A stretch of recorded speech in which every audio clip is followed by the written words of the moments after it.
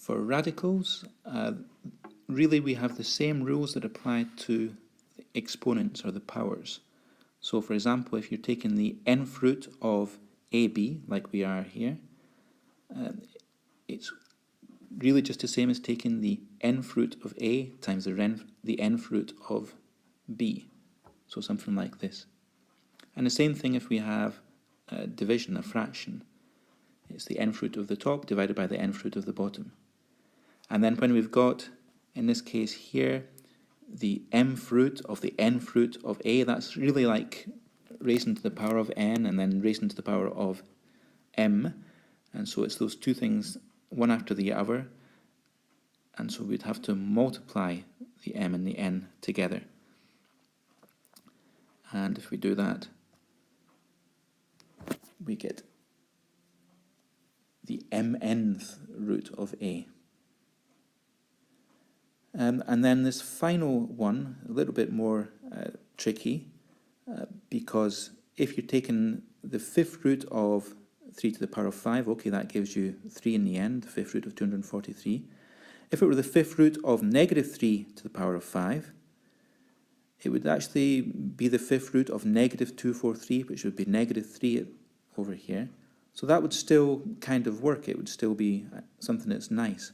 However, as we saw in the last video, if you're taking the fourth or the sixth root of something that's to the power of 6, well, what you end up with is a positive number. So you've got to end up with the absolute value of the original number in here.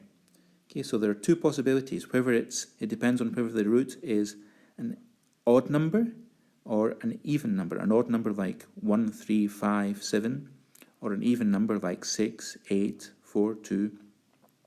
Okay, so we've got to divide, got to split the definition for this up into two parts. There's a part for when it's odd, it's the same as A, and if the root is even, then you have to do the absolute value, make it positive. So you should spend maybe 2 minutes just trying to write down what you think are simplified answers for these.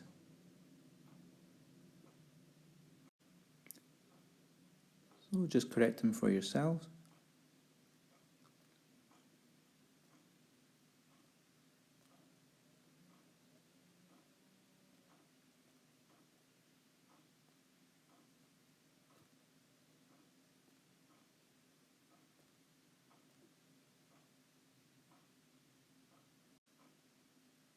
On page 5, you're asked to simplify or combine radicals.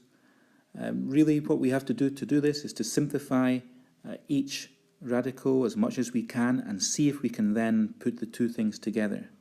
Often, it is possible to do that. Now, we'll see here that the square root of 12, well, we can write that as square root of 4 times 3. Square root of 75, likewise, we can write that as square root of 25 times 3. Now the point of writing them like this is that 4 is a square number and so is 25. So the next step in this is going to be to write that, to split them up, so it's square root of 4 times square root of 3 plus square root of 25 times square root of 3. And the nice thing there is that the square root of 4 is going to be a nice number 2. Square root of 25 is going to be a nice number 5. And we have that right here. So now we've got 2 root 3's plus 5 root 3's, so altogether that's going to be 7 root 3's. Now a slightly more difficult example is this one here, where we've got the square root of x to the power of 5 minus square root of 4x. Again, try to simplify each of these as far as we can. The way of doing that is to try and find the highest square number that goes into x to the power of 5. And you'll see down here that we've chosen x to the power of 4. X to the power of 4 is x squared squared. So, if we continue with this, you'll notice that we've split up square root of 4x up into square root of 4 times square root of x. We split up this square root of x to the power of 5 into x to the power of 4 times x. So if we simplify that, what we should get is this. Right? The square root of 4 is now 2. We've rewritten x to the power of 4 as x squared squared. We then take the square root of the x squared squared. That gives us the absolute value of x squared times the square root of x. And then we can simplify that to become this. The absolute value of x squared is just going to be x squared. It's because x squared is always a positive number, so we don't even need the absolute value symbols here. We can continue one last, or usually you would put this as your last step, and usually this, what we've got here, would be your final answer. It is possible to factorize the x squared minus 2. Don't worry if you're not able at the moment to get this factorization here. Don't worry about that.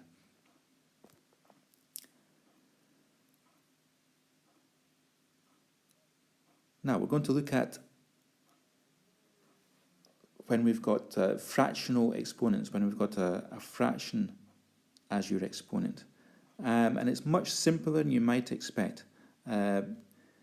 If you've got the square root, that's the same as having to the power of a half. If you've got the cube root, that's the same as having to the power of a third. And so it goes on. So another way of writing a to the power of a half is just as square root of a. And if you've got the a to the power of 1 over n, well, it's just going to be the nth root of a. And then if you've got a fraction like this one, m over n, or if you had a fraction like this, 3 over 2, well, 3 over 2, that's the same as having 7 to the power of 3 to the power of a half, so it's the same as having the square root of 7 to the power of 3. The number on the bottom tells you the root, what root it is. The number on the top tells you what power it is, the 3 and the 3 there. The half and the square root go together. So, if you've got a to the power of m over n, that's going to be the nth root of a to the power of m. And another way of writing that would be the nth root of a, so you could have that done first, the nth root of a, and then raise that to the power of m. Those two things are the same. Now you should give yourselves maybe 2 minutes to try and simplify these 4 questions here. And then play the video again. Okay. Just correct these for yourself.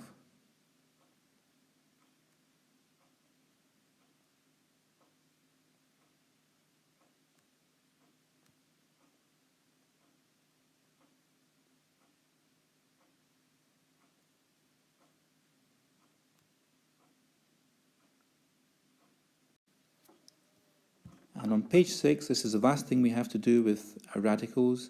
We occasionally, or quite often, have to rationalize the denominators, make the bottom of a fraction into a nice number so that we're not dividing by the square root of something. This used to be more important than it is now, because it used to be very difficult to divide by like a long decimal number. It was much easier to do something like this, to have a number and then divide it by 3. Dividing by 3 was easy, but dividing by the square root of 3 was more difficult. These days, with computers and calculators, that's no longer the case, but we still often rationalize denominators to try and make expressions simpler. So, if you want to rationalize the denominator of something that looks like this thing here, what we do is we multiply the top and bottom by, in this example, square root of 5. And you'll see how this works here. You'll notice that down here, I've just put 3 over 2 root 5. What I'm going to have to do is do something to the top and to the bottom there to try and make that root 5 on the bottom disappear. And the thing that we have to multiply top and bottom by square root of 5. And if you do that, on the top you should get 3 root 5, and on the bottom you'll have 2 times root 5 times root 5. Root 5 times root 5 is just 5, so we've got 2 times 5 on the bottom. So then if you simplify that, what we'll then get is 3 root 5 over 10.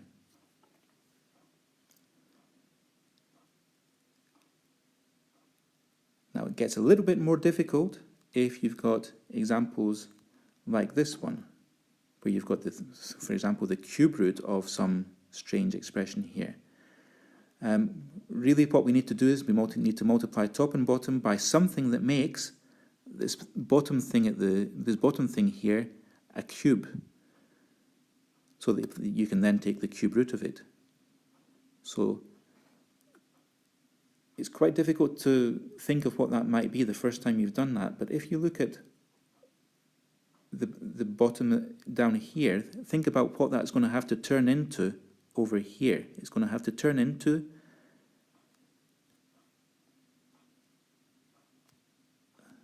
this, right? The cube root of x cubed y cubed, because we can take the cube root of that. Now the question is, how do we get there? How do we get from this value here to this value here? We've got to multiply top and bottom by the cube root of x squared y in order to get to this. And of course, since you do it to the bottom, you've got to do it to the top. So 3 times this is also going to give you a value, 3 times the cube root of x squared y. And then the cube root of this thing here down in the bottom is something that's going to simplify quite nicely. We can just simplify it to become xy.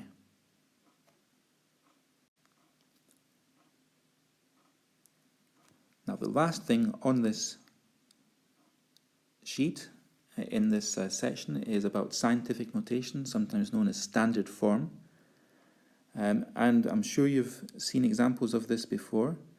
It's when you've got a really long number, a really large number I should say, or if you've got a very small number, we can write those using scientific notation. I'll do the first two with you, and then you can try the last four for yourself. This first one here, we've got to write it as a number times 10 to the power of something. And the number that we've got to choose has to be between 1 and 10. So you have to imagine the decimal point going, the decimal point at the moment is after the 0 here.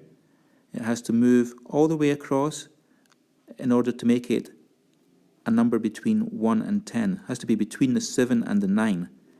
And if you count how many decimal places you'd have to move across to do that, it's going to be 6. So, in scientific notation, what this is going to be is 7.92 times 10 to the power of 6. In this example here, we're having to move the point in a different direction, 1, 2, 3, 4, 5, 6 places to the right, so that it's between the 4 and the 3 to make 4.3. So it's going to be 4.3 times 10 to the power of negative 6. Okay. Just spend 2 minutes trying these other 4 questions and then check them by viewing the video.